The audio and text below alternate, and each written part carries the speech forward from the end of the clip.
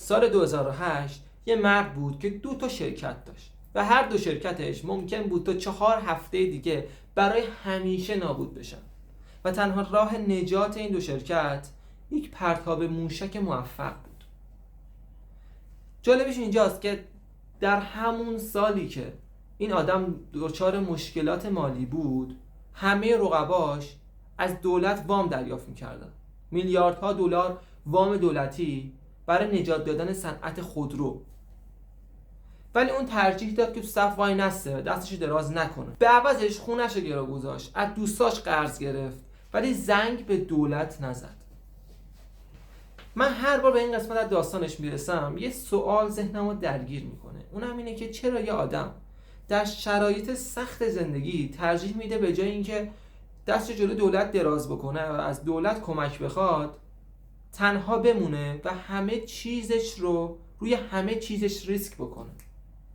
این قسمت اولین قسمت از یک مسیر طولانیه. ما توی این کانال قراره بریم سراغ آدم‌های مختلف و دلایل موفقیت یا عدم موفقیتشون رو ببینیم و تهش هم قراره به یک نکته مشترک در تمام این داستان‌ها برسیم.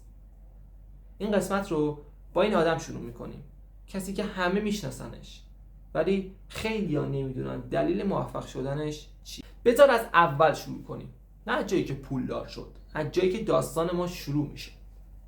پرتوریا، آفریقای جنوبی، اواخر دهه 70 میلادی، یه پسر بچه تنها هر روز در حیاط مدرسه کتک می‌خورد. بعدها اون سالها رو به عنوان سخت‌ترین سالهای زندگیش یاد میکنه. ولی نکته جالب اینجاست، دقیقاً تو همون سالهای سخت زندگیش یه پرسش توی ذهنش شکل میگیره. اون تو کشوری زندگی میکرد که اون کشور بر پایه کنترل ساخته شده بود. کنترل نژاد، کنترل حرکت و حتی کنترل فکر آدما. و یه بچه که هر روز طعم بی‌قدرتی رو میچشید، یه پرسش کوچیک توی ذهنش شکل گرفته بود. اگه من مالک بدن خودم نباشم، مالک وقت خودم نباشم، مالک آینده خودم نباشم، اصلا من چی هستم؟ 17 سالگی تنها بدون پول، بدون هیچ پشتوانه‌ای آفریقای جنوبی رو ترک میکنه و با یه کوله پشتی و با یه ایده‌ای که اصلا نمیدونه چیه از این کشور میره. اول به کانادا میره و بعد به آمریکا، دانشگاه پنیسیلوانیا. اونجا هم اول هم اقتصاد میخونه هم فیزیک، 2 تا علمی که اصلا ربطی به هم ندارن. یکی از قانونهای طبیعت میگه و یکی از قانونهای آدما. ولی انگار میدونه که یه روز قراره هر دو رو زیر رو کنه. داستان زندگی که دارم تعریف میکنم داستان زندگی ایلان ماسکه، مردی که میدونست اگه به خودش ایمان داشته باشه و رو پای خودش وایسه، قطعاً یک روز جزو ثروتمندترین آدمای دنیا میشه. اواسط دهه 90 یه آپارتمان کوچیک اجاره‌ای و ایلان ماسکی که تخت خواب نداشت برای خوابیدن و توی حموم میخوابید، ولی یه ایده داشت که کمتر کسی میتونه ازش بگیره. یه شرکت میسازه به اسم زیپ2 و بعد میفروشتش و بعد یه شرکت دیگه میسازه به نام پیپال که اون هم در سال 2002 میسازتش و قیمت 1,500,000,000 دلار اون رو هم میفروشه. ولی یه اتفاقی میفته. همون سالی که این رو میخواد بفروشه، هیئت مدیره پیپال تصمیم میگیرن در ماه عسل ایلان ماسک اون رو از سمت مدیر عاملی شرکت پیپال اخراج بکنن. من نگاه میکردم کمتر کسی به این موضوع پرداخته بود که توش البته برای من یک نکته‌ای بود. اونم این بود که باز هیئت مدیره پیپال تونسته بودن اون رو از سمت مدیر عاملی برکنار بکنن، ولی نتونستن حق مالکیت ایلان ماسک رو ازش بگیرن. در واقع ایلان ماسک الان دیگه قدرت تصمیم گیری نداشت، ولی حق مالکیتش هنوز پاورجا بود.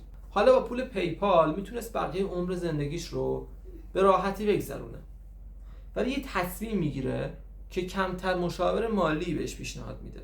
اون تقریبا همه پولش رو توی 3 پروژه غیر ممکن میریزه. اولیش صنعت خودروی برقی بود توی کشوری که نفت حکومت میکرد. دومی انرژی خورشیدی بود که اون سالها کمتر کسی جدیش میگرفت و سومی یه شرکت موشک سازی بود که قرار بود آدم رو به مریخ بفرسته.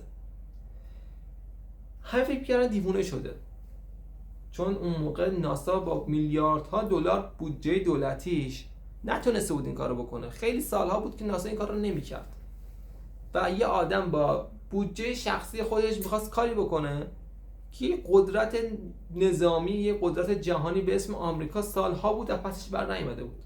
میرسیم به همون سالی که اول ویدیو گفتم، سال 2008. 3 تا پرتاب موشک و هر سه شکست. هر سه منفجر میشن. در کجا؟ در بالای آسمون اقیانوس آرام. الان ایلان ماسک دیگه پولاش تموم شده، مجبور میشه خونش رو وام بگیره، دوستاش قرض بگیره و همزمان شرکت خودروسازیش هم در لبه نابودی کامل قرار داره. دولت آمریکا به جنرال موتورز، به کرایسلر میلیاردها دلار وام دولتی میده.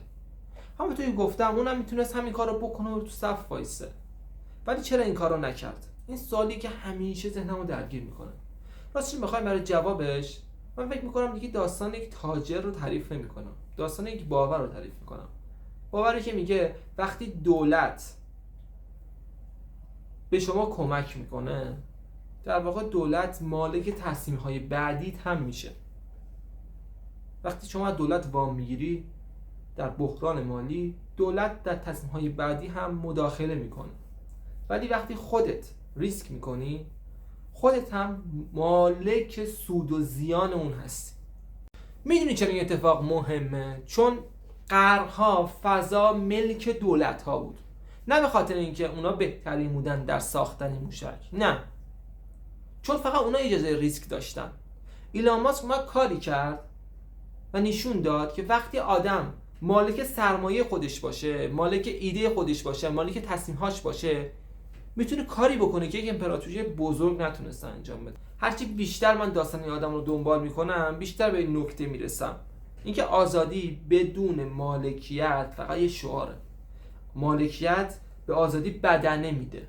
وقتی یه آدم مالک تصمیم خودش باشه، مالک سرمایه خودش باشه، مالک کار خودش باشه، اون موقع آزادی دیگه از حد یه حرف قشنگ بیرون میاد و تبدیل میشه به یک موشک توی آسمون اقیانوس آرام. و من فکر میکنم ماسک این رو از روی کتاب یاد نگرفته بود، اینو یاد گرفته بود چون تو کشور زندگی میکرد، تو دوران بچگیش کشور زندگی میکرد که در اونجا دولت همه چیز بود و فرد هیچ چیز، و اون تصمیم گرفته بود که هیچ وقت به اون دنیا برنگرده. امروز همون آدمی که یک بار خونش رو فروخت برای نجات دادن جون یک موشک، الان جزو ثروتمندترین آدمای تاریخه. ولی اصلا این داستان پول نیست، داستان ثروت نیست. درباره اینه که وقتی یه آدم واقعا مالک کار و آینده و تصمیم خودش میشه چه اتفاقی میفته. و یه سوال بزرگتر هم برای من شکل گرفته، اونم اینه که اگه مالکیت و آزادی انقدر خوبن، چرا بیشتر تمدن‌های دنیا اینا رو از آدما گرفتن و نخواستن مردم به آزادی واقعی برسن و مالکیت روی کار و ایده و فکرشون برسن؟ قسمت بعدی این سوال رو از دل یک امپراتوری بزرگ بیرون میاریم، امپراتوری که به اون کوروش هخامنشی میگفتن. بعدش